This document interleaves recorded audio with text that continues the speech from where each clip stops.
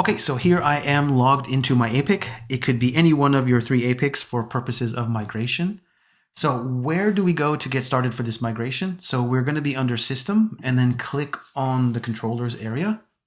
Now, if you open up your controllers, you'll see there's your 3 APICs. I'm going to pick the first one and I'm going to click Cluster as seen by node. And you're going to notice some things down here at the bottom is you see my 3 APICs. You see that their health status is fully fit. Now, if your cluster is not healthy, is not fully fit, then don't do this migration. You need to fix that part first. And I didn't mention that earlier, but it's kind of obvious. You can see the out-of-band IP addresses and the state of all of my 3 APICs. Now, in order to begin the migration, up in the right here, there is a button called Migrate, which we will click.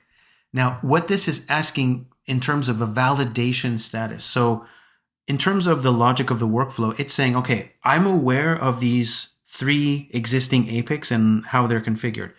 What you need to do is tell me what you want to migrate those APICs to. So you need to fill in that information like IPs and access and validate that in order for the logic to continue the migration. So let's actually go through and click the pencil here and let's go through and validate each one.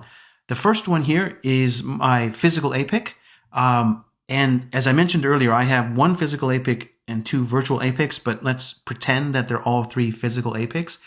We're going to do a migration of a physical and we're going to connect via the SIMC. So in order to do that, we need to add the SIMC IDs. Now, I mentioned earlier that in this case, I don't want to migrate all of my APICs to the virtual APICs. I only want to migrate some. And in this case, I don't want to migrate this physical APIC at all. Just want to migrate APIC number 3, but leave 1 and 2 as they are. So I'm going to basically use the self-proclaimed term migrate to self.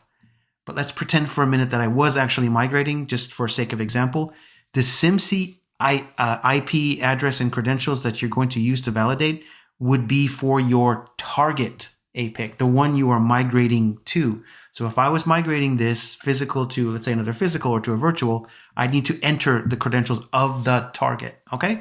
In this particular case, because I'm not wishing to actually migrate this, I'll migrate to self. So I'm going to go ahead and put in the information of this particular SIMC.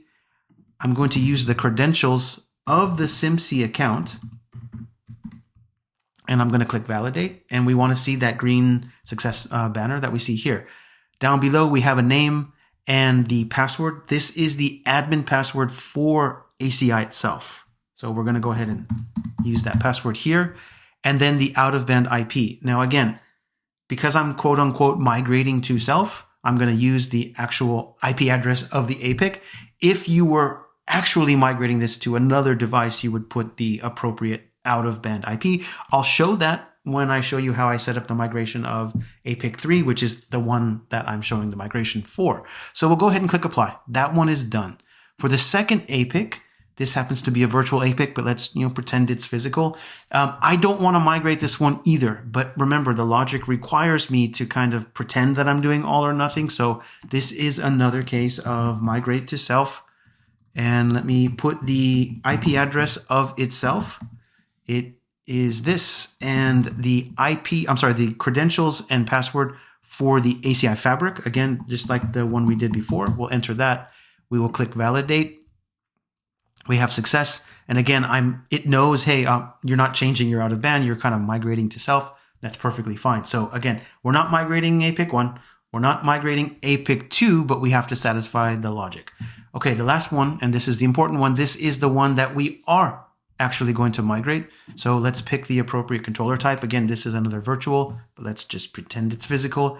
We're going to say, what is the target IP address of the new unconfigured APIC that we're going to migrate to? And let's go ahead and enter those details. Here, again, the ACI admin credentials of your existing fabric. We're going to go ahead and click validate. And there we go. We're validation success. This is the name we're going to migrate to. And all the information is as is. This is great. This is again, the target vAPIC information.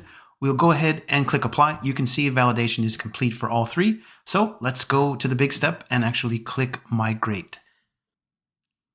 Now, this process does take a little bit of time. I think when I tested it, it was probably like 15 or 20 minutes. But I just wanted to point out a couple of the things here before I kind of like pause the video and come back when it's done. It's going to go through a couple of stages. First, it's going to update the API server. And of course, we can look at those details. This one goes pretty fast, except for the last step, which is actually collecting a tech support. That's just part of the process. And this is probably what takes like, I don't know, like 5 minutes or so.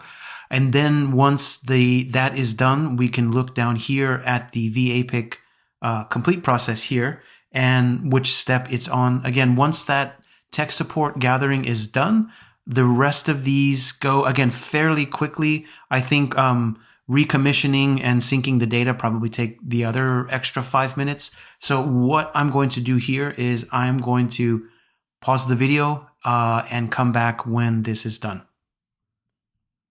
Okay, here we are with the view of the entire process being completed.